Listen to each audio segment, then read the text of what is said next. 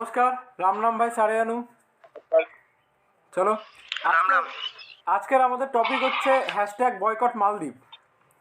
তো recently social মিডিয়াতে খুব ট্রেন্ড করছে এই টপিকটা, হ্যাশট্যাগ বয়কট মালদ্বীপ। অ্যাকচুয়ালি মালদ্বীপের বিষয়ে আমি অত কিছু জানি না। তো রিসেন্টলি আমি দেখছিলাম যে অনেক যারা বিলিনিয়ার মিলিনিয়ার আদারওয়াইজ যারা অ্যাক্টার্স, ফেমাস ইউটিউবার, তারা মালদ্বীপে যায় ঘুরতে। মালদ্বীপ খুব সুন্দর একটা ডেস্টিনেশন, ওয়ান্ডারফুল জায়গা, প্লেস। তো ওখানে নাকি অনেকে যায় ঘুরতে, ছবি ছেড়ে পোস্ট করে দেখি। তো কি ব্যাপারটা, কি কেউ কিছু জানো এই বিষয়ে? হ্যাঁ, মানে বয়কট মালদ্বীপ কেন বয়কট করছে? অ্যাকচুয়ালি সাধারণত যদি দেখা যায় নর্মাল বাংলা ভাষায় আমি যা মানে ভাবছি বা যা শুনছি বা দেখছি, আমাদের যে মাননীয় স্যার প্রধানমন্ত্রী আছে, তো শুধু লাক্ষাদ্বীপে ঘুরতে যায়। তো ঘুরতে যাওয়ার কারণে একটা পোস্ট করে, ন্যাচারালি অনলাইনে সবাই পোস্ট করে, ইনস্টাগ্রাম ফেসবুকে সবাই পোস্ট করে নিজের নিজের আইডিতে। শুধু একটা সাধারণ পোস্ট করে, সেই পোস্টে অনেকে অনেক কিছু মনে করেছে। মালদ্বীপের যে মন্ত্রী যা ছিল, তিনজন মন্ত্রী, তারা নাকি অনেকে জোকার বলেছে নরেন্দ্র মোদী স্যারকে। আমি এরকম দেখেছি বা খবরও দেখছি খবর চ্যানেলে। তো অনেক খবর চ্যানেল এরকম বলেছে। তো এখন মেন কথা হচ্ছে, অনেকে আবার ভিতরে ভিতরে বলছে যে চীনের সাথে একটা ব্যবসা বাণিজ্য সঠিক একটা মানে রপ্তানি আমদানি রপ্তানি যেটা হয়, চীনের সঙ্গে যে আমদানি রপ্তানি একটা সুযোগ, মানে ব্যবসা বাণিজ্য একটা ভালো সম্পর্ক গড়ে তোলার জন্য নাকি এটা বলেছে যে চলো ইন্ডিয়া। তার মধ্যে আমাদের যে ইন্ডিয়ান আর্মিও কিন্তু ওখানে আছে মালদ্বীপে। এখন শোনা যাচ্ছে যে ইন্ডিয়ান আর্মি যারা আছে তাদেরকেও নাকি ওখান থেকে হাঁটিয়ে দেবে আর্মিতে। মানে আর্মি যে মানে যারা ইন্ডিয়ান আর্মি আছে তাদের ওখান থেকে হাঁটিয়ে দেওয়া হবে মালদ্বীপ থেকে। তারা নতুন ওদের আর্মি কীভাবে করবে মালদ্বীপের? অ্যাকচুয়ালি আমার কি মনে হয় বলো তো, এই আছে কিছু বিজনেস প্ল্যান আছে। হুট করে কোনো কিছু পোস্ট করা বা ছাড়া, দেখো হয়তো মানুষ, হয়তো আমরা যারা ইন্ডিয়ানবাসী তারা হয়তো দেখছি যে জিনিসটা নরেন্দ্র মোদী স্যার হয়তো প্রধানমন্ত্রী কিছু করেননি, কিছু বলেননি। বাট তিনি তো একটা বিজনেস মাইন্ডেড লোক। তিনি যে জায়গা থেকে বিলং করে সেটা হচ্ছে গুজরাট, আর গুজরাট হচ্ছে খানদানি বিজনেস। ওখানকার প্রত্যেকটা মানুষের রক্তে রক্তে শিরায় শিরায় বিজনেস।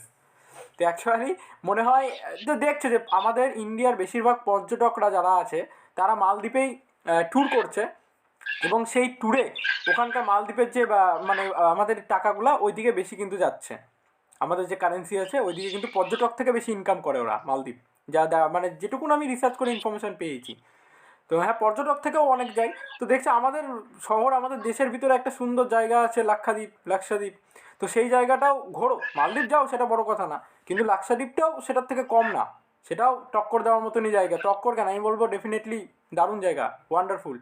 আমি তো দেখলাম কয়েকটা ছবি স্যারের, নরেন্দ্র মোদী স্যার পোস্টও করেছেন কয়েকটা ছবি। আদারওয়াইজ যারা ঘুরতে গিয়েছে তাদেরও দেখেছি কয়েকটা ছবি। ভালোই, একদম ফাটাফাটি জায়গা আছে। এই লাক্ষাদ্বীপে যাওয়ার মানে ব্যাপারটা কি, কীভাবে যেতে হবে ইন্ডিয়া থেকে, কত দূর, কিসে গেলে ভালো হয়, বেটার হয়?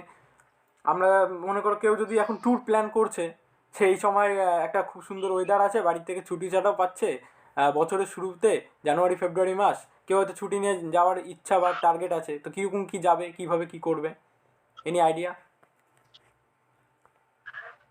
যদি তোমার ওয়েস্ট বেঙ্গলের মধ্যে বাড়ি হয় বা বাংলাদেশের মধ্যে বাড়ি হয়, তাহলে আমি বলবো ট্রেনে করে কেরালা যাওয়া উচিত। আর যদি টাকা পয়সা বেশি থাকে তাহলে তোমার প্লেনে যাওয়া উচিত। প্লেনে গেলে একটু খরচ বেশি হবে, 7,000 টাকার থেকে শুরু ধরনের টিকিট, আর সেটা 20,000 পর্যন্ত যেতে পারে।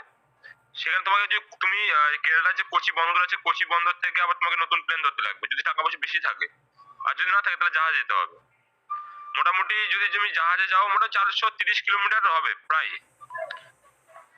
আচ্ছা, দাদা মোটামুটি কেরালা যে কোচি, একটু টাকা পয়সা থাকলে বেটার হয় যে প্লেনে। আর যদি টাকা পয়সা কম থাকে, হ্যাঁ একটু প্ল্যানিং করে গেলে ট্রেনে হয়ে যাবে। আর হ্যাঁ, কিন্তু মিনিমাম যাওয়ার জন্য তোমাকে অ্যাপ্লিকেশন করতে লাগবে, শুধু গেলে হবে না। ও পারমিশন অ্যাপ্লিকেশনের লাগবে। ব্যাপার আছে, পারমিশনের পারমিশন ব্যাপার। অনলাইনেও পাওয়া যায়, অফলাইনেও পাওয়া যায়। যদি 18 থেকে হুম। মানে যদি 12 থেকে 18 বছর বয়সে কেউ থাকে তাদের জন্য 100 টাকা। আচ্ছা, আর যদি 18 বছর বেশি থাকে তাহলে 200 টাকা। মানে একটা তোমার ওই টুরিস্ট ট্রিপের জন্য।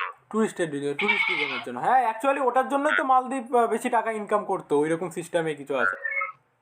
তো আর একটা ইম্পর্টেন্ট যেটা, হুম। 36টা দ্বীপ আছে, 36টা দ্বীপের মধ্যে তুমি যখন অ্যাপ্লিকেশন করবে, অ্যাপ্লিকেশনের মধ্যে তোমাকে ওখানে দেখাবে যে তুমি এই এত টাকার মধ্যে এই দ্বীপগুলোতে যেতে পারবে। আচ্ছা, আর মানে তোমার কাছে একটা সার্টিফিকেট, কাগজ দিবে। সেই কাগজটা নিয়ে তুমি রাখতে হবে। আর যদি কেউ তোমাকে কিছু বলে তাহলে তুমি কাগজটা দেখে দিবে, তোমাকে কিছু বলবে না। আদারওয়াইজ যদি তোমার কোনো পারমিশন ছাড়া তুমি যাও তাহলে প্রবলেম হয়ে যেতে পারে। মানে প্যাকেজিং আর তুমি সিস্টেম যদি ভাবো না হ্যাঁ, তুমি যদি ভাবো না আমি এটা করবো না, আমি ওখানে অফলাইনে যে করবো, তাহলে তোমাকে কাপাড়াতে যেতে হবে, তার রাজধানী, লাক্ষাদ্বীপের রাজধানী কাপাড়াতে। তো সেখানে তোমাকে যে কালেক্টর আছে, কালেক্টর অফিসে গিয়ে তোমাকে ফর্ম কালেক্ট করে ফর্ম ফিল আপ করতে হবে। আচ্ছা, এই এই আমি জানতাম না এরকম কিছু ব্যবস্থা আছে আবার। মানে অ্যাকচুয়ালি প্যাকেজিং সিস্টেম করে দিয়েছে যে কয়টা স্টেট ঘুরতে হলে এরকম প্যাকেজ, এরকম টাকার মধ্যে অ্যামাউন্ট, এরকম কিছু। তো তাও কীরকম টাকা পয়সা লাগতে পারে মনে করো নর্মাল একটা মিডিল ক্লাস ফ্যামিলি ঘুরতে যাবে, মিনিমাম কীরকম অ্যারাউন্ড খরচা নিয়ে যেতে পারে? মিনিমাম ধরে রাখো 30 থেকে 40 হাজার টাকা নিয়ে যেতে লাগবে নর্মালি। নর্মালি খুব বেশি হলে 50,000, 30 থেকে 40 হাজার টাকা লাগবে। খুব বেশি হলে 50, 60। হ্যাঁ, খুব বেশি হলে 50, মানে যাওয়া আসা মিলে বলছি।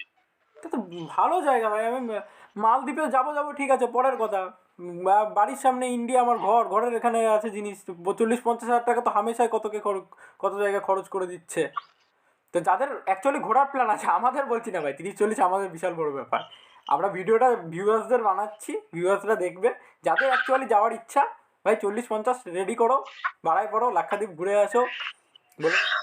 তার বলছিলাম আরেকটা কথা যে হচ্ছে আমরা যদি যাই, অনেকে তো ট্রেন বা বাসের মধ্যে, মানে বাসের মধ্যে কি, ট্রেনের মধ্যে কি যাওয়া যাবে না? ট্রেন তো এখান থেকে যেহেতু কাছে, বাট অনেকেই মিডিল ক্লাসের মধ্যে থেকে ট্রেন তো হয়।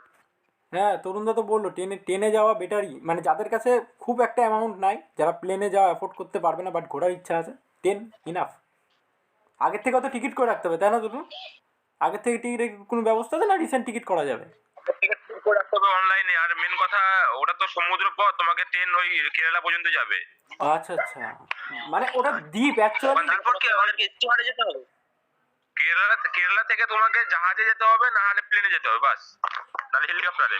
আচ্ছা আচ্ছা, মানে অ্যাকচুয়ালি ও, দ্বীপ আচ্ছা। সমুদ্রের মাঝখানে, যেরকম ওই তোমার আমরা একটা দ্বীপে ঘুরতে গিয়েছিলাম মনে আছে, আমি আর তরুণ। দাদরানগর হাভেলি, গুজরাটের দিকে দাদরানগর হাভেলির দমন দিউ। ওটাও একটা কেন্দ্রশাসিত অঞ্চল। এই লাক্ষাদ্বীপ বা লাক্ষাদ্বীপও একটা কেন্দ্রশাসিত অঞ্চল। ওদের চলে তো গেলাম ধরো না, তো বাট ওখানে গিয়ে আবার থাকা ধরো না, ওটা মানে কোনো কিছু। আছে তরুণ, জানো? রুম টুম সবই পাবে তো, তুমি যখন বুকিং করবে সবই পাবে। কেমন রুম চয়েস করবে সে টাকার উপর নির্ভর করবে। তাছাড়া তো ওই যে কি আছে জানো, ওয়েও আছে মনে হয় না? ওয়ে তো আছে, ওয়ে তো বুক করে নেওয়া যাবে অল জায়গায়। অল জায়গায়। ব্যাস, চলো আজকের এইটুকুনি টপিক থাকলো আমাদের হ্যাশট্যাগ বয়কট মালদ্বীপ। তাও আমি হ্যাশট্যাগ বয়কট কী জন্য কী কারণে নেক্সট ভিডিও নেক্সট পার্টে আমাদের আসবে। আমাদের ফেন গসিপ তোমরা দেখতে থাকো, ভালো লাগলে অবশ্যই জানাবে কমেন্টে। আমরা কি কি মিস করছি, কি কি ভুল ইনফরমেশান দিচ্ছি নাকি সেটাও জানাবে।